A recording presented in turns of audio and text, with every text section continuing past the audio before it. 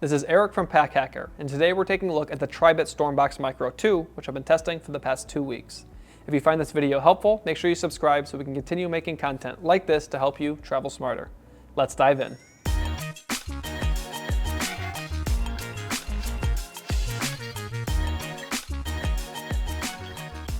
So for most of this construction here, we've got a kind of hard plastic shell. On the bottom, this part feels a little bit almost like silicone-y, like it's kind of like a softer plastic, but it's very hard and durable.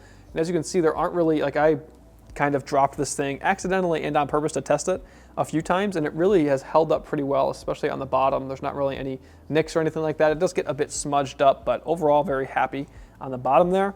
And then on the top, this part feels similar to like kind of like a really tightly woven like thread. It's like very fun to like play with your hands, and it just feels very nice on the top. And it's similar to what you see, like some JBL speakers have a similar kind of top material, and I think it looks very nice as well. It looks like professional. I don't know why you would necessarily want your speaker to look professional, but like it looks like if you had it on your desk, it doesn't look out of place, which I think is a positive. And then we have this Tribit logo right here, which is a bit large, but it kind of blends in nicely with the material and also the buttons below it. But on the bottom here, we have a couple features. We have these little feet. As you can see, they stick out a little bit. So that ensures that the air can come out of the back of the speaker, so that way your sound isn't muffled. So you can set it on a flat surface like this, and then you're not, it's not being muffled by the material here beneath it. If you set it on something that's uneven, this could still kind of get covered up. But for the most part, it's been pretty good. It's on par with other speakers I've used in this size range. And we've also got this little loop here that helps as well, because if you set it on an uneven surface, this is raised above the bottom here. So if it was uneven, it still has a little bit of clearance there, which I think helps it, the air to get out. But this loop is nice. It's stretchy. I'll try it. It's pretty durable, but you can see it has some stretch to it. So you can attach it to various things like a shoulder strap, or I was able to put it on my bike handlebar. And I like it because it's very tight. A lot of things have like a clip or something like that, and those are easier to use, I would say, but then they're jangling around. Whereas this one, once it's on, it's pretty tight and it's not going anywhere. It's staying where it was. If you do put it on something that has 360 degrees like around it, like a bike handle, I did have it kind of just turn around like that, so the speaker was facing away. Not the biggest deal, and that's a pretty niche thing. I think like a bike handle is really the only thing that I can think of that would be a problem for. But this speaker has an IP67 rating, so that means you're going to be okay. It's similar to an iPhone, so if you have an iPhone, you can basically do anything with this that you could do with your iPhone. The iPhone's is a smidge better, but it's not going to be, if you accidentally get it wet or drop it in the mud, you might need to clean it, but it's going to survive that encounter. But we do have 5 buttons on this thing. We've got the power button here, obviously turns it on, turns it off, and you can also reset it by holding it. The Bluetooth button over here, which you can pair your phone with this. You can also pair this speaker to other speakers to have the same sound coming from the same speaker. It's got to be this same model though. And you can also hold this to unpair all devices. And then on the front here, we've got this circle button, which is a pause and play button. You can also answer and hold calls with this, so you can talk through this as like speakerphone. And then you've got the plus and minus, which is turning up the volume and turning down the volume.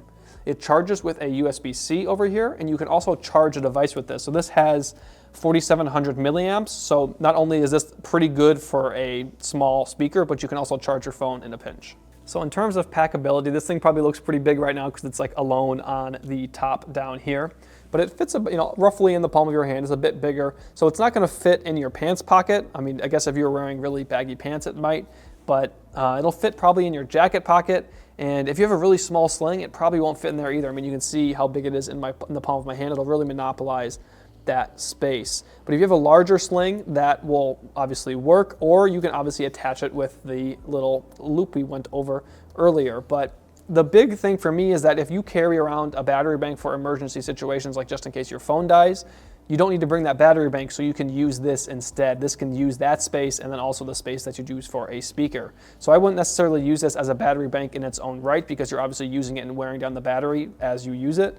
But if you're just carrying a battery bank like the clutch charger in case of emergency, in case your phone dies, you can really, for the most part, replace that with this, because it does have that 4,700 milliamp battery. Obviously, you're wearing it down as you use it, but it's nice to have in emergencies. So for a quick comparison, I have the JBL Clip 4 here.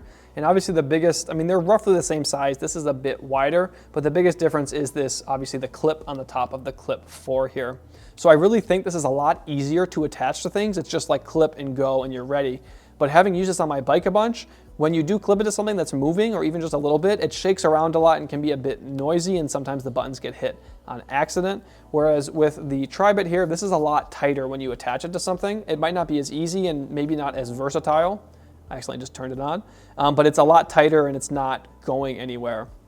So another thing to note is I think that the bass on the Tribit is a bit more full. I guess for a speaker this small, you're not going to get great bass anyways, but I do think that the lower end of this speaker does have a little bit more quality, at least in my opinion. I'm by no means a sound expert. But as you can see, obviously around the same size. But another important thing for me is that this one, you can talk to Siri with it. You can use it as like through speakerphone, and you have, using the circle button, you can like hold a call, switch calls and stuff like that. Obviously the manual will tell you how to do all of that.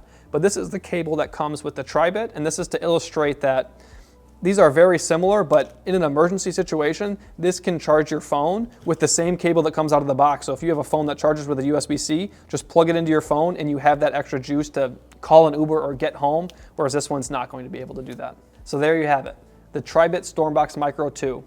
Thanks for keeping it here at Pack Hacker, your guide to smarter travel. We'll see you in the next one.